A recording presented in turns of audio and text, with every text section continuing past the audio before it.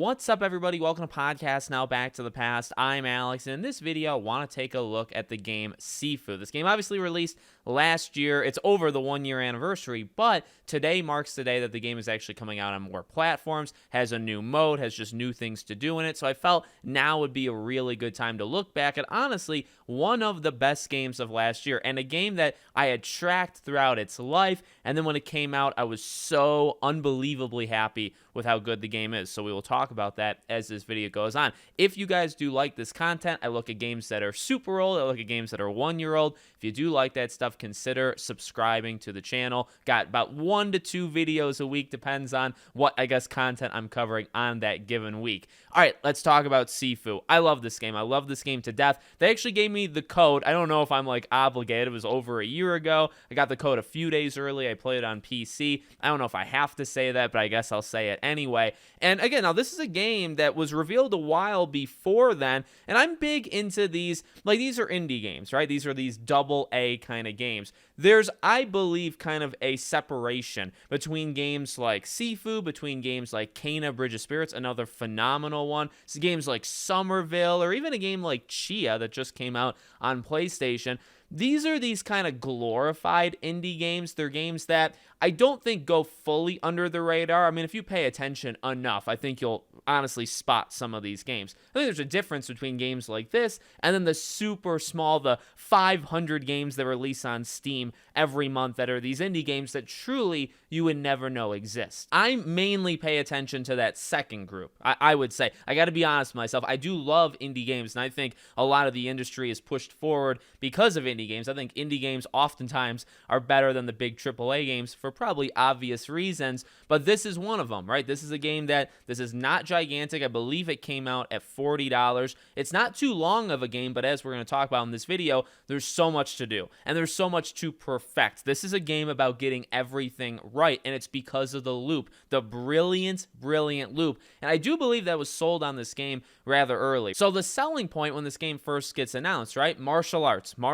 game, different levels. You're going to be facing different kinds of enemies with these different techniques, different weapons, and then you're going to be facing bosses. And the big catch with this game is there's the loop. Once you die, you age. Now, you can only age so far, and as you age, you're going to lose health, you're going to be slowing down, although it pretty much works the same. You can still block and all that stuff like exactly the same, but you're going to look at your stance, and it's going to be a little bit different. You're going to move a little bit differently, right? It's a beautiful concept, and it's one that when you play the game, or when you're about to get into it, you say, okay, is this actually gonna work? Like, how well is this gonna work? I think it is a flawless system. I truly believe that. I think the way that they attach how skills work, right, where you kind of earn points and you put it into like a skill tree, and those things will carry over into your other lives, how they mix that, how they mix starting points. So really the way to play this game is to start at the beginning, even after, everything kind of gets all dysfunctional. You start at the beginning and you go straight through every single level. Now, you can start at other levels. You can start at level 2, level 3. Once you get there, you have to unlock the level first,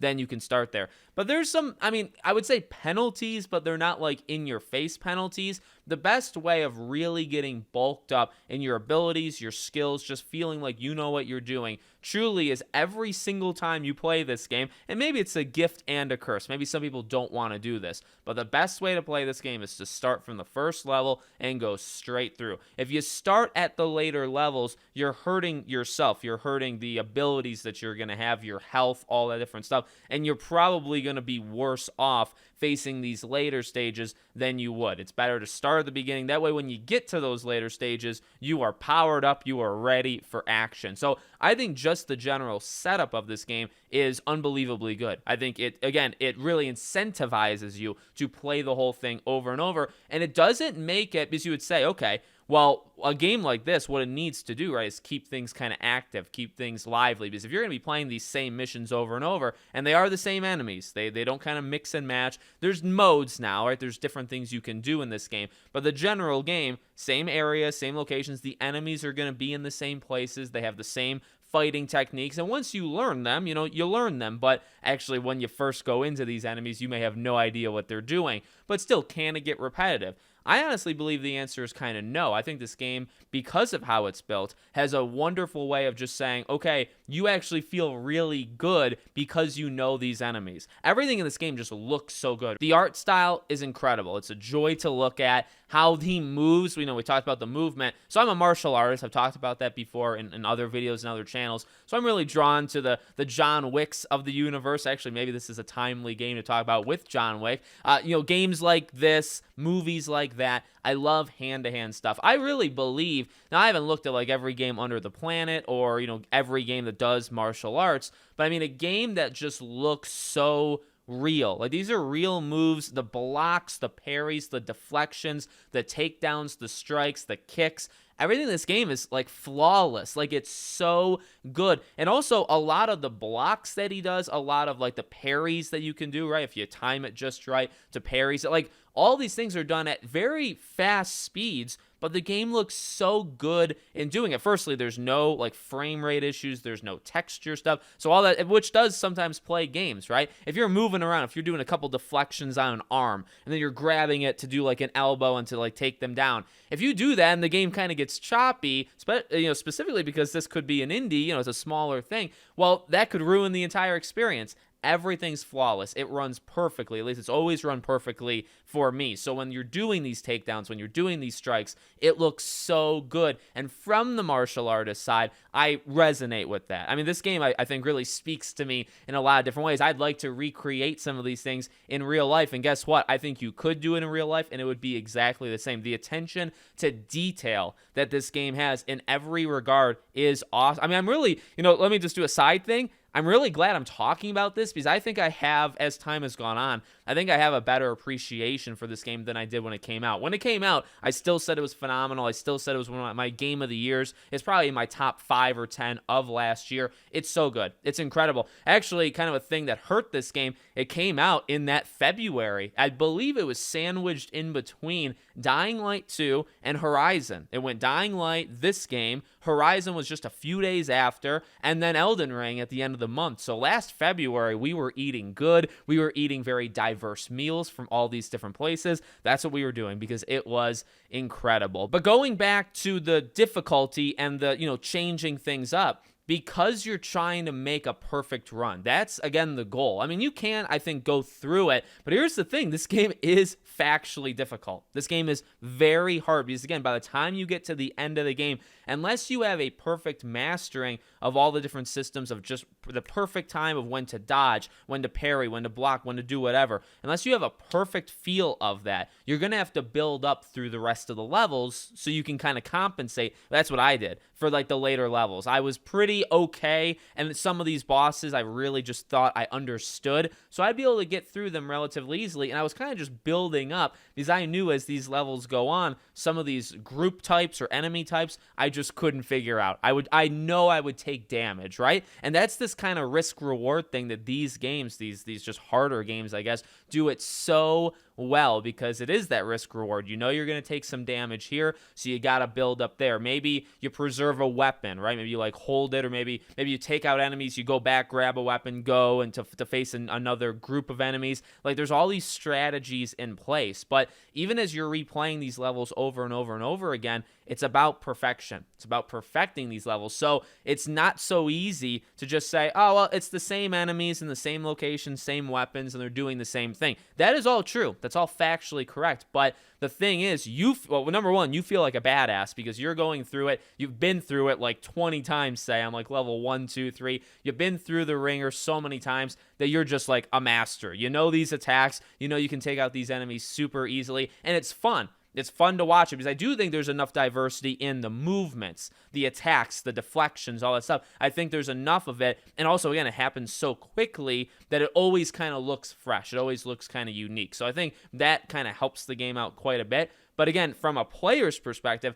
you're trying to do the absolute best. So it's actually kind of weird, right? Because you can be, and I've done this, you can be in level 1. And if you take damage, I think the primary goal of the first stage in this game, the number one thing you absolutely can't do is die. Right, so we'll talk about the death in a second, but you cannot die, at least in the first level. If you want to die in level 2 or level 3, go right ahead. But if you die in level 1, you might as well just restart. Again, that's how I had figured it, right? Because I'm going through these stages, I'm kind of realizing, all right, if I die here, well, then I don't have that extra kind of life for this later stage, right? Because when you die, what's the biggest thing that happens? Well, you lose health, right? Your health kind of shrinks. There's a couple other things that happen, but that's the biggest thing. So as you're going and as you're dying more, you gotta preserve them. That's in my opinion, that's the whole point of the game. I mean, it's a little bit of like an underneath kind of point, but the whole point is don't die, or if you are gonna die, you gotta die as late as humanly possible. Okay, so what does that mean? It means when you're going through the first couple stages, if you die, you might as well quit and restart. And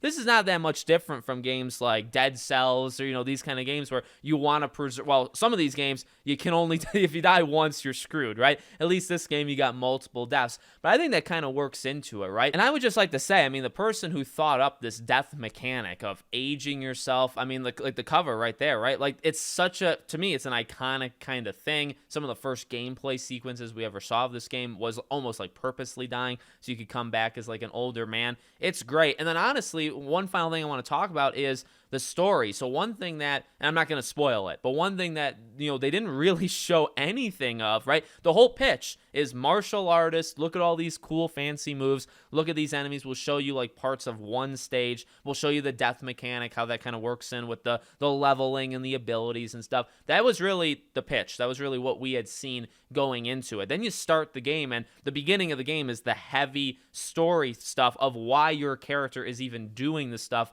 that they're doing. And I won't spoil it, I won't show it, but it's just something where it's like, I kind of expected it because, of course, you have to have some sort of reason why, something like this would happen, and they did, and I really like the arc. It kind of goes away, the reasoning for doing it, it kind of pops up here and there. Again, I'm not going to spoil it, so I'm trying to, like, dance around the issue. It's not that big of a deal until probably, like, the second to last or the last, mission of the game. That's where it kind of all comes back. So, the story is not at the center. It kind of just gives you your character motivation for doing things, and then from that point, you just kind of go off. And Slow Clap, the developer, they'd only made, I believe, one game before this. I never played it, so this was my very first game from them. But let me tell you right now, this game, it's in. When a developer makes a game that's this good, that really, again, for being an indie game, this game is phenomenal. This game is better than most AAA games on the planet. It's also why, I guess I do classify games as indie versus AAA. A lot of games have their genres, they have their kind of types, but really it's why gaming should just be gaming, because this game belongs in the discussion as just like a revolutionary game. I don't want to go too far, right? I don't want to get too over-exaggerative, but I really do believe this game changed some things. I think the death mechanic, I think the martial arts, specifically the martial arts, this is the martial arts game. I really don't know any other game out there that does martial arts this good, that also then has that loop and that hook of the aging and just all the depth that this game has. I mean, I'm really, really impressed by it, and it makes me an immediate customer, right? Although I got this game for free, they gave it early. I'm with Slow Clap anytime they want to come back. Now, they're still updating the game. That's the other kind of amazing thing with this is you took a game that I guess did have potential to do like wave-based mode, and they added difficulties, right? So there's an easy mode. There's actually a hard mode now. They've done a lot to this game, and now coming out on more platforms, now having, I think this is the update, they'll have the wave-based mode. They came out February of last year. It's been 13 months for a $40 indie game, and they're still supporting it. And I hope it's doing, I don't think it's doing better than ever, but I mean, it's lived. I think it's done extremely well in sales. I remember 500,000, maybe like 500,000. Maybe I've made that number up, but I would almost guarantee myself and you that this game made money, made the investment back, that they're good and they're ready to, do whatever comes next. And I am totally there. It can't really be a Sifu 2. I don't know if it would work to do a Sifu 2. I guess they could try, but whatever genre, type of game they want to do next, I'm totally with them, because I think this is a studio that you got to watch, and this is a studio that, again, I really think the impact it has on the industry, stop saying, even to myself, stop saying indie versus like AAA. This is a great game. This is a Game of the Year contender for last year, and it doesn't matter how small or how many people worked on it. It stands up to the big dogs of, now some people's favorite of game last year, Elden Ring or games like that. I think this game is incredible and stands up to a lot of those other games. So let me know what you guys think in the comments. Make sure you're all subscribed, bell icon turned on, and I hope to see you all on the next one.